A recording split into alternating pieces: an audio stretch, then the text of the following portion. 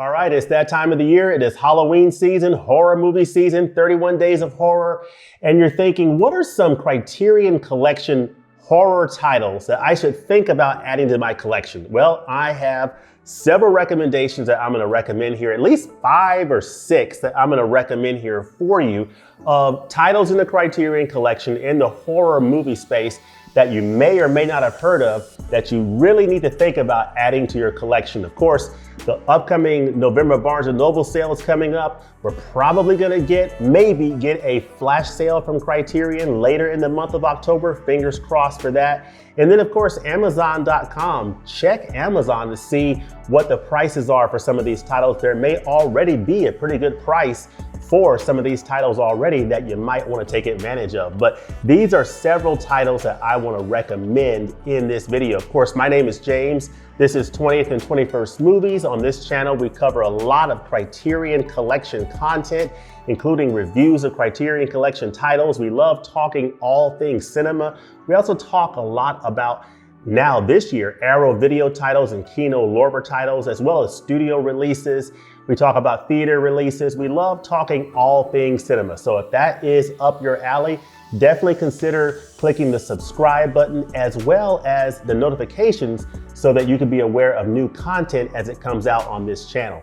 So without any further ado, let's talk about some of these recommendations from Criterion of Criterion titles. So here they are right here. I'm gonna go through them one by one in chronological order. And let me know in the comment section below if you have seen these movies, and if so, what do you think about them? But these are some recommendations I strongly recommend you add to your collection. Maybe you're just getting started collecting Criterion and you're just trying to figure out, what should I get into? Where should I start? Where should I begin?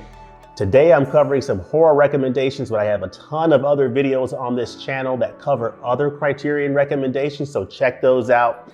And you may also be a collector who's been doing it for a while, but you may not have a lot of horror titles, and you're just looking for recommendations in general. So I'm gonna try to help you out here a little bit.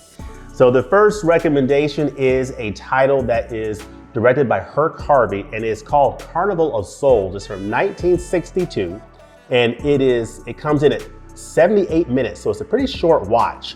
So this is a very easy watch, doesn't take a lot of time, doesn't demand a lot of your time, which is something that I'm pretty sensitive to sometimes. I mean, I like longer titles that may go 3 or 4 hours. I mean, that's fine, but that's a pretty big investment. I can definitely appreciate titles that come in with a shorter runtime that I can just sit down just over an hour, consume the content, appreciate it, and move on to the next thing. But this is spine number 63 in the Criterion Collection, and this is from director Herc Harvey. This is the inside. This is a fantastic release. It's basically about after a traumatic accident. So a woman has a car accident and she then gets drawn to a mysterious abandoned carnival. A carnival of souls. It's like a macabre carnival of people and ghoulish spirits. So it's a very interesting film starring Candice Hilligoss, directed by Herc Harvey, and this is the director right here in this picture here. He's the man here. So a very interesting poster. And you see the other characters that make up this Carnival of Souls. But man, this is a really nice horror title from the Criterion Collection that I highly recommend. Carnival of Souls, spine number 63 in the Criterion Collection.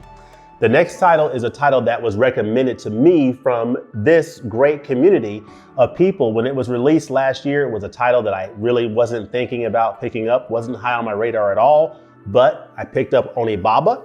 This is highly, highly recommended. This is from Kaneto Shindo. It is from 1964, and it is spine number 226 in the Criterion Collection. The Blu-ray upgrade came out last year. It is absolutely fantastic. Fantastic. This comes with a stapled book. And this is about, this takes place in medieval Japan. It's 2 women who live in Japan, medieval Japan. They kill samurai in order to sell their goods. And they encounter a samurai stranger who is in possession of a mysterious mask. And that leads to some crazy horror things in this movie. So you see the 2 women and this man here. And of course, the wonder of the mask, the mysterious, horrific mask that is in Onibaba. Absolutely fantastic addition from the Criterion Collection. But this is the mask right here. And what an amazing story behind this mask. Insane. Great movie from Kaneto Shindo that I highly recommend. The next film is from 1973, starring the late great Margot Kidder, directed by Brian De Palma, is spine number 89 in the Criterion Collection, is Sisters.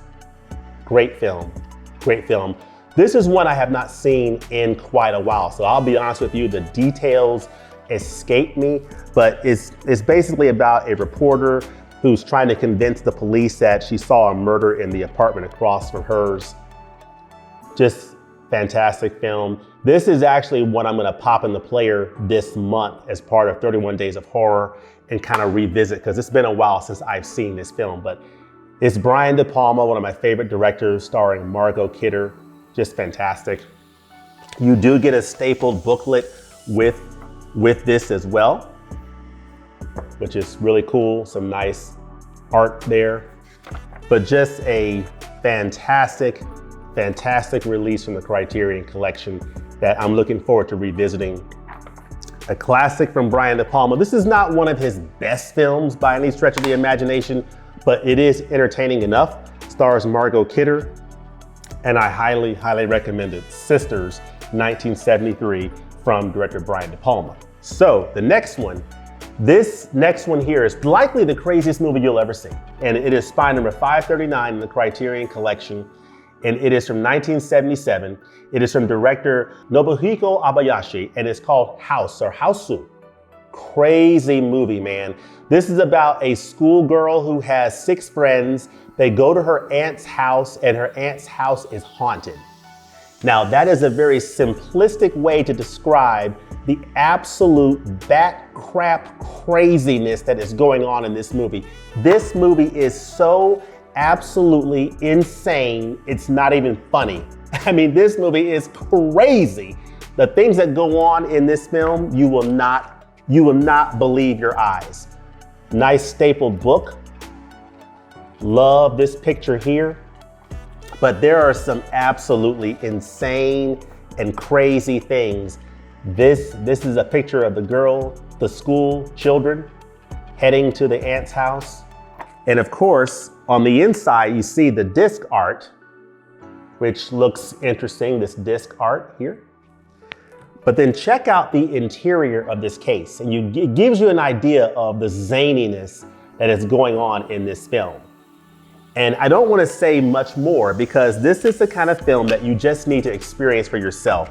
Just know that you're in for a wild ride, and a very satisfying one indeed. It's called Houseu from 1977, and it is absolutely fantastic. It's spine number 539 in the Criterion Collection. Highly recommended. All right, the master of body horror, David Cronenberg. This is spine number 777 in the Criterion Collection. It's from 1979. It is The Brood. So this is a fascinating film. This is another one that I have not seen in a while that I need to revisit. This is basically about a man trying to uncover a psychologist's therapy techniques that are being applied on his wife who's in an institution. And then there's some murders that are going on during that time. So this is a very fascinating film. The Brood, body horror, David Cronenberg. So you know you're getting that body horror in this movie. So if you're into that kind of thing, you definitely want to check out The Brood. But check out the craziness of this poster here. Isn't that insane?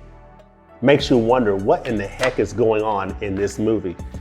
It's definitely worth checking out and seeing for yourself. But this is highly recommended from David Cronenberg, 1979's The Brood.